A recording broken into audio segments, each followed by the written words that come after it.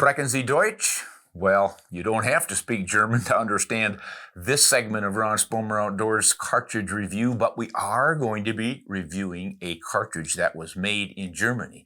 And this is one of the more obscure cartridges. You've probably never heard of it, yet it is revered and one of the biggest cartridges in Africa. And I've never even seen it over there. So stay tuned. We're going to dredge up an oldie but goodie that we probably want to start paying some attention to, because the 9.3 by 62 is one heck of a cartridge.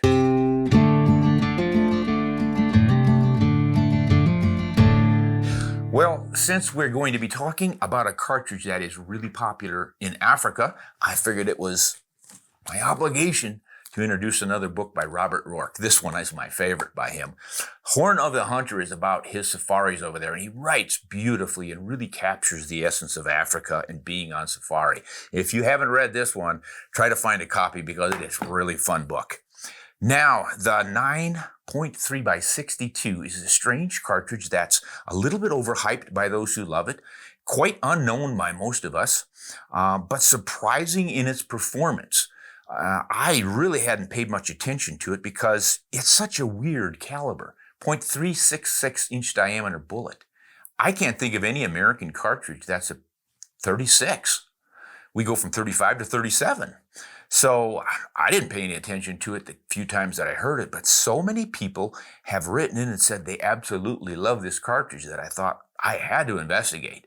And man, I learned some really interesting things. One of which is this thing is older than the 30-06. It's older than the 375 H&H Magnum, and it fits pretty much in between those two, and it's real close to our 35 Whelen, which is a little newer than this one. Now, the Whelen springs from the 30-06 case. This guy supposedly is created from a whole cloth by a German in 1905. His name was Otto Bach, B-O-C-K, not B-A-C-H like the Johann Sebastian Bach. But he made this primarily for pioneering Germans who were in the colonies in Africa, farmers who had to put up with lions eating their milk cows and eland and kudu and oryx getting into their crops, and probably even some marauding buffalo. He wanted a cartridge that was affordable, fairly easy to handle, not a massive recoil, and in a rifle that those German farmers could afford. So what he came up with was a rimless cartridge that fired a 270 to 285 grain bullet, about 2,300 to 2,400 feet per second, and would function in the German Mauser rifle. The Mauser 98 was just a proven controlled round feed dangerous game rifle that held 5 down and 1 in the magazine and was ultra reliable. And those Germans, I'm sure, felt right at home when they got a Mauser in their hands.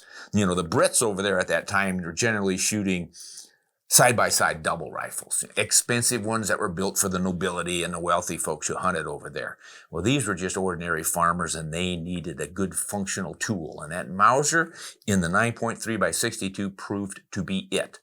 And it was so effective and so beloved that in later years, when a lot of countries went with a minimum standard for hunting dangerous game to that 375 H&H, they grandfathered that 9.3 by 62 in. So even to this day, you can still use that in a lot of countries that otherwise tell you you have to have a minimum of a 375 H&H. That attests to its performance. So exactly what are we going to get out of performance? And well, you can tell kind of by looking at it that it's real similar in capacity to that 35 Whelen, which of course is a 30-06 necked up to 35. So from a 35 caliber bullet to a 36, not a great leap. So they are going to be awfully similar, and the data that we'll look at here in a bit definitely proves that. They are really close, and they're surprisingly close to that 375 H&H.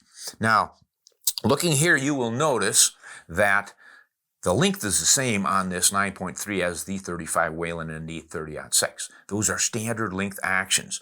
And when I look at the numbers on the dimensions of this cartridge that was supposedly invented from nothing, you know, just no parent cartridge when Bach came up with this, but when I look at it, that sure looks to me like it's similar to the 30-06. And I know the 30-06 came from the 7x57 or the 8x57 Mauser. They have the same head size, the same body diameter down at the head and the rim size. The book shows that this one is a little bit smaller than the 30-06 head size. But when I measure them, they don't measure at all what the book says they should measure. So I'm just thinking that Mr. Bach took himself a 757 Mauser and started playing around with it to make this guy because it looks awfully familiar. But regardless, you can get a good idea roughly what this will hold for powder. It's got a little more powder capacity than that 35 Whelen, as you can see from the shoulder right there. So I'm thinking that thing's going to probably hold about 60, 62 grains of some fairly slow burning powder to push those big heavy bullets. And the bullets it can throw will run from about 225 grains up to 300. But the 250, 270, 285 range is kind of the middle of the pack. Those are the ones that are going to give you your best performance. And I think at this point we can probably look at some numbers to see that. Now this chart I'm going to flash up a few times, but if you really want to study it, go to ronspomeroutdoors.com and read my blog on this cartridge because you can take your time and really dive into it there. And I'll go into more detail on the cartridge and the history and everything else because getting back to 1905, guys, that's a long time ago. I mean, the 375 H&H, which is an antique, that didn't come out until 1912. And the 30-06 didn't come out until the year after this Bach cartridge did. So that gives you some idea of how long ago that was. Teddy Roosevelt was the president. And shoot, radio wasn't even invented yet. Well, it was probably invented, but they weren't having any commercial stations. It's not like you could turn your radio on and hear the news. So that's, World War II wasn't even on yet, guys. So that really puts it back there. Well, despite those dark ages, guess how fast this was going and guess what kind of performance it put out. You look at those numbers and it's hanging right in there with some of our modern cartridges. And why shouldn't it? It's just a matter of how much powder is pushing what weight bullet. So here we go. With that 286 grain bullet at 2,400 feet per second, you're getting a muzzle energy of 3,659 foot-pounds. Now that compares to the 35 Whelen with a 250 grain bullet at 3610. So they're just right there neck and neck. Now your 375 H&H with a 300 grain bullet, that's going to get it up there substantially, over 4,000. And that's why this guy was pretty much stuck as the sort of the starting point for your dangerous game. They seem to like breaking that 4,000 foot-pounds of energy level for it. Whether or not that makes a heck of a bunch of difference, I don't know. I kind of doubt it. In my experience, it's more about the bullet and its penetration than it is about the foot-pounds of energy that lands on it. But at any rate, this gives you an idea of your rough comparison. So 35 Whelen, 9.3 by 62, right in there. The 220 grain on top of a 30-06, though, I think is worth looking at because we're a little more familiar with that. We recognize the cartridge, we recognize the recoil. Even if we don't shoot the 220 grain that much, that gives us a benchmark with which to compare those two. And as you can see, you're only getting 3,177 foot-pounds of energy out of that 30-06, which is not that far behind. And the other thing about it is the SD on that bullet is the highest of all of these, 0.331. And anyone who dotes on sectional density in bullets for increasing penetration, you look at that number and you go, that 30-06 could out-penetrate all these bigger guys. But of course, the bullet doesn't weigh as much and it doesn't have as big a diameter. But I'm always impressed when I look at that 30-06. I don't care what you compare it against. It really hangs in there. So recoil, I think, is your other big concern. We're not too concerned about long-range shooting with any of these. These are fairly close-range things. We'll get into a little bit of trajectory here. But the recoil, that's what always bothers a lot of shooters. So you look at the recoil chart, and they're all in those mid to high 37 foot-pounds of energy and around 17 and a half feet per second of velocity on that recoil. So all pretty similar, except again for that 375 H&H and that big 300 grain bullet. Well, you've got a lot more powder and you're pushing that bullet 2,550 feet per second. You're going to have some recoil. But note this, I measured this recoil in an 8-pound rifle. And that is awfully light for some of these big kickers. You're not going to generally find a 375 in an 8-pound rifle. It'll probably be closer to 10 pounds.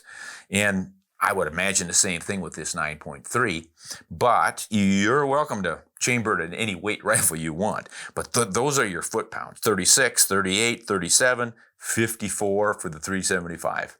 So yeah, take your beating if you want it. It's available. But I don't think any of those are really hard to shoot for anyone who trains for recoil. And, you know, recoil is different for everyone. Some people think the 270 Winchester recoil is too much. But I have found that if anyone trains properly, they can learn to handle recoil without pain, without getting beat up and bruised. So these numbers I don't think are too far out for handling recoil. I think the more important thing with recoil is recovery. When you get a lot of recoil and you have to cycle another round, get back on target, the less recoil you have, the better. So that's another reason you want a heavier rifle. So if you can carry it, manipulate it, and get around.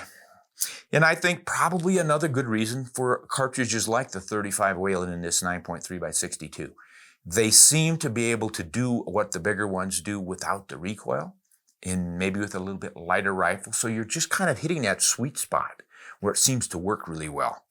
So, like I say, go to my website and check out those charts. And if you want, I'm going to put up a little bit of a trajectory thing, and I'll probably put some lighter bullets in here too, because you can shoot a lot farther and flatter with the lighter 230 grain bullets, 250 grain.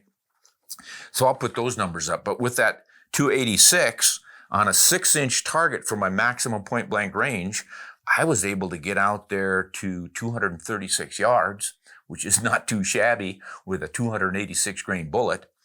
And that is, yeah, I had to sight just under 3 inches high at 100 yards to get that. So that's only on a 6-inch target. And I normally go for an 8-inch target on my maximum point blank ranges, but I went with 6 because if you think you might be bumping into some dangerous game, you probably don't want to be shooting 3 inches high over your too far. Definitely not 4 inches. So, but you can always adjust that stuff. But this just tells me that this does have the ability with some sharper pointed bullets to reach a little bit farther for your general plains game use. So what are you going to be targeting? Well, obviously in Africa, you're looking at eland, kudu, oryx, sable, roan, the bigger antelope. And it should work beautifully for those. Over here in the States, elk, moose, bears, all the bears, I think it would be just absolutely deadly effective. So if you're a North American hunter and you like a bigger bullet and a bigger thump, definitely worth considering. If you've got German heritage and you just like the idea of something different, you might want to try it. Now, where are you going to find rifles? Good question. I figured they'd all be made over in Europe, and I was pretty much right. I found that they were chambered in Mauser rifles, Sauer rifles. Tikka and Sako are chambering them in CZ. And I would imagine, I didn't look it up, but I would imagine Blaser has them as well. As far as U.S., I didn't find any. I've heard that Browning has maybe chambered it a few times. So do snoop around. And given the rising popularity of this, I think there are probably some bigger manufacturers are going to start chambering it. But I had to get mine as a semi-custom. A gun maker in Pennsylvania, Greg Crick, built this one. And he did it on one of my favorite actions. It's the model, the M704. And that's been around for a while and makes for a great controlled round feed action. I'm going to be doing a complete video on this rifle. So you might want to stay tuned for that because I get to be shooting that cartridge and we'll do a bunch of range work with it. But you may have to go with something like this Legendary Actions Works rifle semi-custom job to get the chambering over here. Now, where are you going to find your ammunition? That's another one. I figured you're going to be ordering it from Europe. And of course, I was right. RWS loads a lot of it. Norma does. Lapua. But guess what I found out? In the U.S., Federal loads for it. And Nosler, and Hornady, and Swift, and even Double Tap. And I'm sure there are some other custom, semi-custom hand loaders and stuff that are loading for it. And I think it's because it's just really catching on, which strikes me as really odd for an odd caliber in a German-made cartridge that's just never been over here before. It seems to be picking up steam, and I don't know exactly why, other than I guess it really works. You don't have the brutal recoil, but you've got quite a bit of downrange energy. So if you're interested in something different, you're going to be able to find ammo for it, apparently. And if you can get a rifle chambered for it, and you like to hunt elk and moose and big bears, or go to Africa and you're looking for a dream hunt over there, you're going to have some historic significance behind you if you take a 9.3 by 62. So there's an unusual cartridge that you probably hadn't heard of before, but you might want to check it out because it's certainly proving to be quite popular with those who use it. Hey, this is Ron Spomer.